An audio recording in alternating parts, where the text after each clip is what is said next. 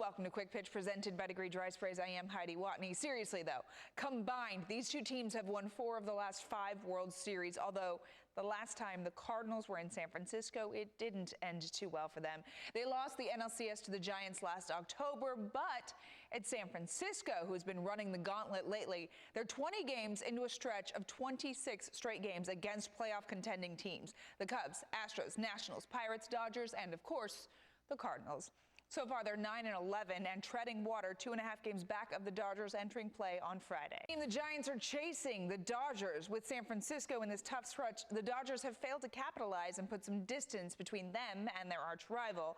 And now they have a tough weekend series against the Cubs. And they just lost their dynamic right fielder, Yasiel Puig, who was put on the DL with a hamstring injury. The good news for LA, Clayton Kershaw is on the bump and he dominates at Dodger Stadium. Since the start of 2013, Kershaw has a 1.58 ERA in 42 starts there. Before we go, out of 30 starting pitchers Friday night, 20 of them were former first-round draft picks. That is the most on a single day since the draft was implemented in 1965. Check out the guys on this list. That's some pretty good talent out there and some good scouting.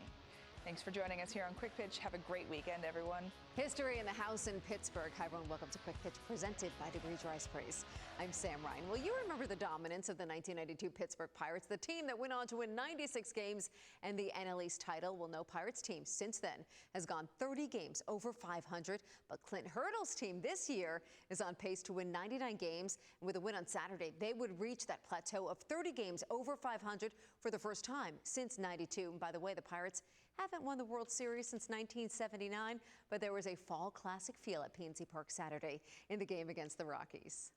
Okay, so Toronto has been cruising since the All-Star break, an MLB best 27-10 going into Saturday thanks to a ridiculous offense. The Blue Jays lead the American League with 208 runs scored since the break, and with 3 home runs on Friday, they lead the majors in team home runs, and no one loves the offense more than Saturday starter Drew Hutchinson, who's been the beneficiary of plenty of run support. In fact, he is receiving an average of 6.7 runs of support this year, and that's the most run support in the majors. 134-pitch no-hitter. Well, last Friday, Mike Fiers went the distance on the 11th no-hitter in Astros history. 10 strikeouts against the Dodgers on the way to the no-no. So after throwing more than 130 pitches, A.J. Hinch gave his starting pitcher extra rest. Saturday, Fiers makes his first start since the Gem going on 7 days rest. And keep in mind, he's gone 17 innings without giving up an earned run.